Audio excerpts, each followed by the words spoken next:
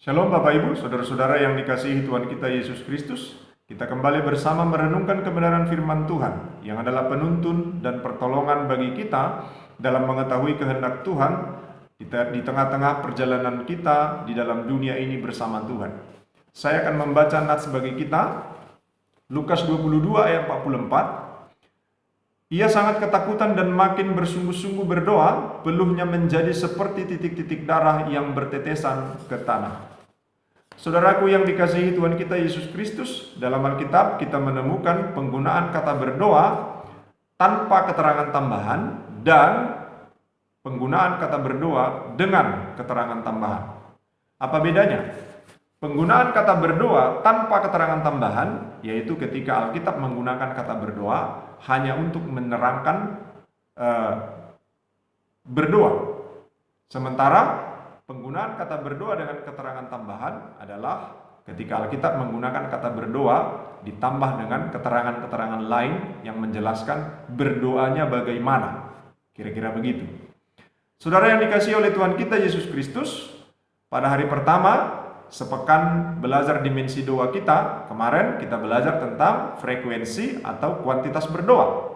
Nah, itu sendiri adalah berdoa dengan keterangan tambahan. Karena kita tidak hanya belajar tentang berdoa di situ, tapi berdoa dengan suatu aturan, suatu disiplin yang kita buat untuk membuat kita berdoa semakin lebih baik lagi di hadapan Tuhan. Saudara, hari ini kita akan belajar dalam sisi yang lain, dimensi doa yang luas itu, yaitu tensitas doa. Kadar atau tensi dalam berdoa. Sebelum kita sampai membahasnya, saya berbagi sedikit pengalaman berdoa. Beberapa kali doa saya harus saya ulang. Kenapa? Karena saya sadar dan menemukan bahwa ada yang tidak beres dengan doa saya yang pertama. Atau saya bisa katakan, saya mendapati saya tidak serius, atau sedikitnya saya kurang serius dalam mendoakannya. Maka saya harus mengulangnya. Saya harus mengulang untuk berdoa. Suatu kali waktu saya bekerja di meja di depan laptop dan belum rampung pekerjaan, sudah waktunya jam makan siang. Lalu saya ke dapur ambil makanan di tangan kiri dan minuman di tangan kanan. Lalu saya kembali ke meja kerja. Nah, tapi belum sampai di meja kerja, hampir sampai begitu, lalu saya berhenti. Nah, makanan dan minuman masih di tangan. Saya berhenti, lalu tutup mata dan berdoa. Doa makan. Dan dengan cepat, amin. Lalu saya duduk. Lalu ingin makan. Nah, sebelum saya menyuap, saya langsung sadar ada yang tidak beres dengan doa saya yang tadi. Apanya yang tidak beres?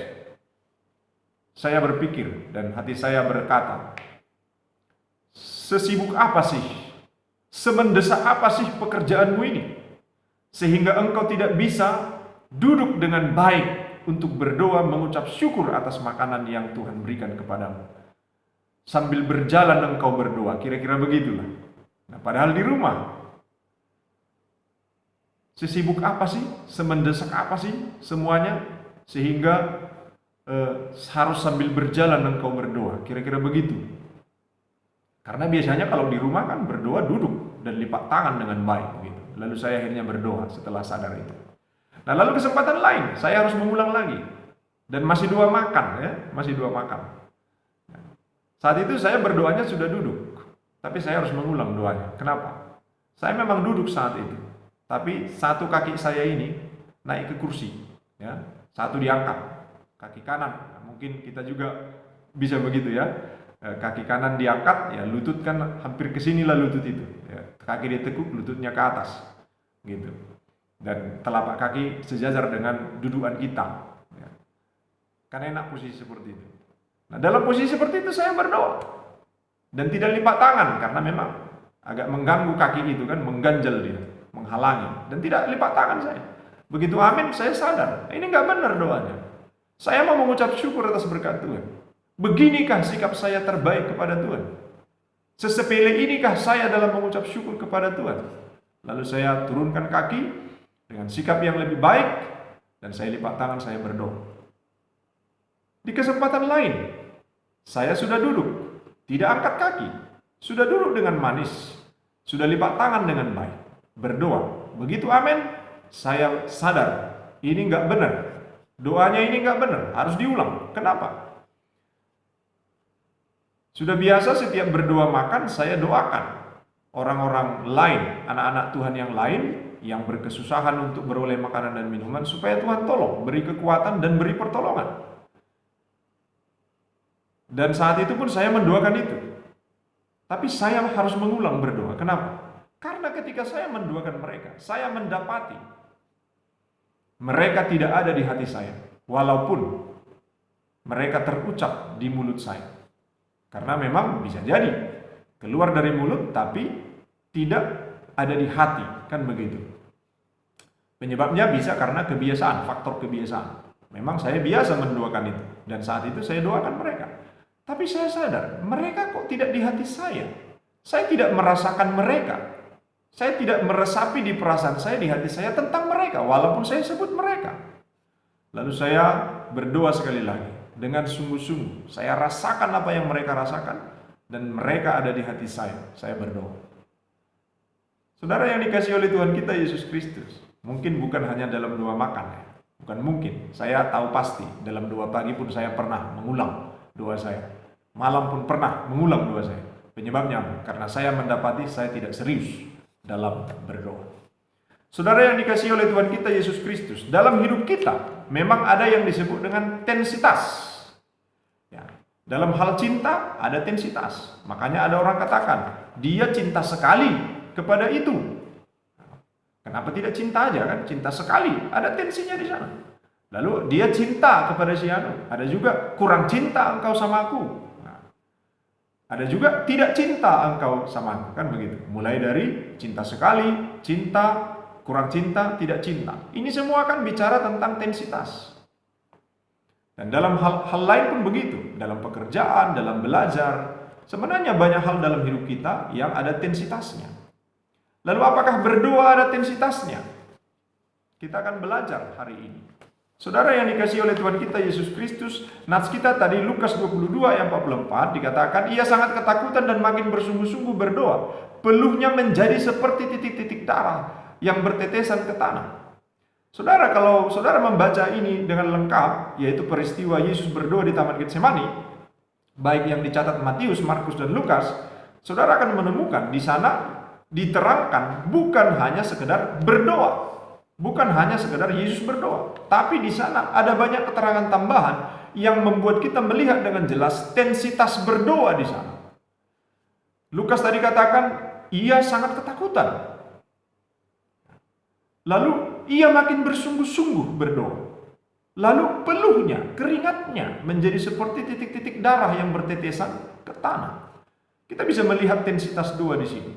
Kalau kita baca lengkap kisah ini, peristiwa ini, dikatakan hatiku seperti mau mati rasanya, kata Yesus begitu ya. Dan Matius menjelaskannya dengan keterangan Yesus sujud dan dia berdoa 3 kali untuk doa itu, sama seperti yang dicatat Lukas dan Markus. Lalu Markus menjelaskannya dengan Yesus sampai merebahkan diri ke tanah dan dia berdoa 3 kali untuk doa yang itu juga, kata Markus, dan dilengkapi dengan Lukas.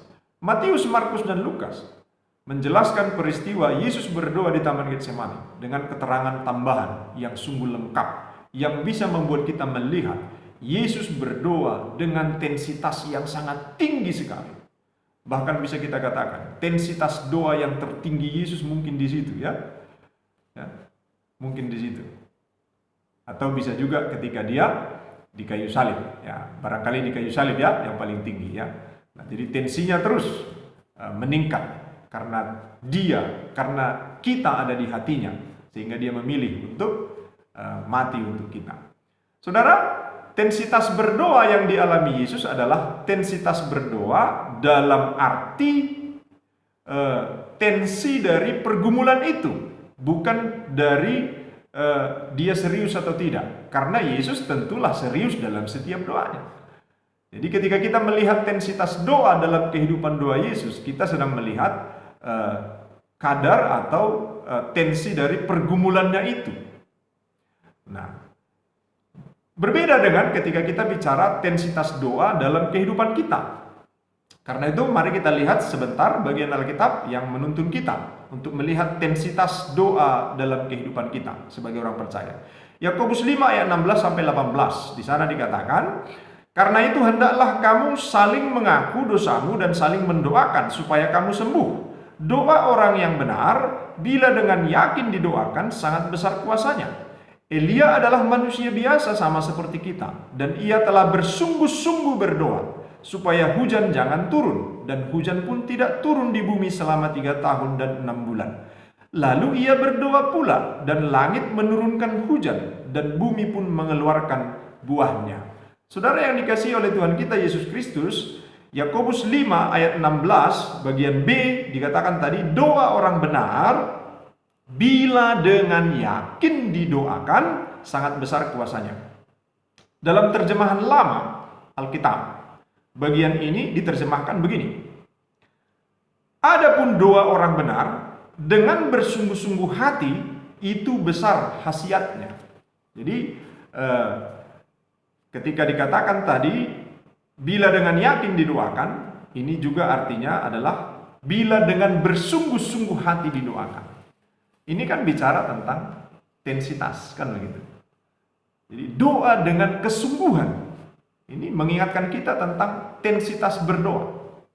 Saudara yang dikasihi oleh Tuhan kita Yesus Kristus, bagian ini juga Yakobus 5 ayat 16 sampai 18 ini menjelaskan kepada kita bahwa serius atau tidaknya kita berdoa itu berpengaruh langsung kepada apakah yang kita doakan kita alami atau tidak. Kesungguhan kita dalam berdoa itu menentukan apakah yang kita doakan kita alami atau tidak. Tapi saya tidak mengatakan kalau kita sungguh-sungguh kita akan bisa mengendalikan Tuhan sehingga harus patuh kepada kita, mengubah Tuhan sehingga dia harus mengiyakan apa yang kita minta. Tidak begitu artinya. Tapi bagian ini mengajak kita untuk belajar supaya kita bisa belajar apakah dalam setiap doa kita sudah berdoa dengan intensitas yang seharusnya atau intensitas yang tertinggi, yaitu apa? Sungguh-sungguh. Jadi bukan hanya sekedar berdoa, tapi sungguh-sungguh berdoa.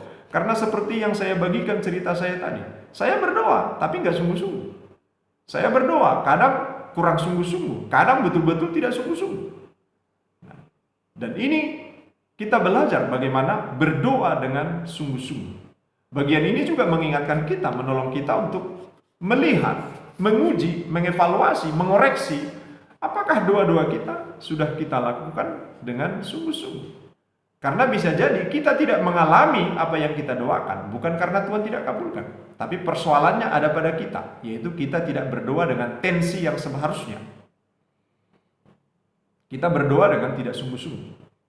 Itu sebabnya kita harus belajar bagaimana berdoa dengan sungguh-sungguh dan mengoreksi doa-doa kita. Apakah sudah kita doakan dengan tensi yang seharusnya, dengan tensi terbaik, dengan tensi tertinggi, yaitu kesungguhan. Sungguh dalam sikap, sungguh dalam perasaan, sungguh dalam hati, dan sungguh dalam keseluruhan doa kita. Kalau Yesus tadi, dia bersungguh-sungguh. Sampai-sampai apa? Perasaannya mencekam, takut seperti mau mati rasanya. Dia sungguh-sungguh, raganya pun sungguh-sungguh. Dia sampai bersujud, bahkan rebah di tanah. Dan raganya pun memperlihatkan kesungguhan itu. Sampai dia berpeluh, dan peluhnya seperti titik-titik darah. Saudara, apakah kita berdoa dengan tensi yang terbaik? Sikap terbaik, sikap tubuh terbaik, hati dan perasaan terbaik kepada Tuhan, dan keyakinan terbaik kepada Tuhan. Karena bisa juga kita berdoa tapi tidak yakin, kan begitu. Tapi kita harus berdoa dengan yakin. Karena kita harus yakin dengan apa yang kita doakan. Kalau enggak, untuk apa kita berdoa? Saudara, walaupun itu bisa terjadi ya. Saya dulu pernah mengalami itu. Ke rumah sakit kami pergi. Lalu di rumah sakit, yang sakit itu sudah parah. Tapi di situ berdoa, Tuhan berilah kesembuhan kepada saudara kami ini. Tapi begitu turun dari rumah sakit, di lift, kami serombongan langsung bicara. Sepertinya tidak ada harapan lagi dia ya, sudah parah. Nah, Tadi berdoa, sungguh-sungguh, sembuhkanlah dia Tuhan, tapi tidak percaya. Itu bisa terjadi dalam hidup kita. Karena itu kita harus belajar berdoa dengan tensi yang sebenarnya harusnya, yaitu berdoa dengan sungguh-sungguh, yakin didoakan, dan sungguh-sungguh didoakan. Sikap hati, sikap tubuh, keseluruhan diri, sungguh-sungguh kita dalam berdoa. Kiranya firman Tuhan menolong kita untuk berdoa dengan intensitas terbaik. Tuhan memberkati. Shalom.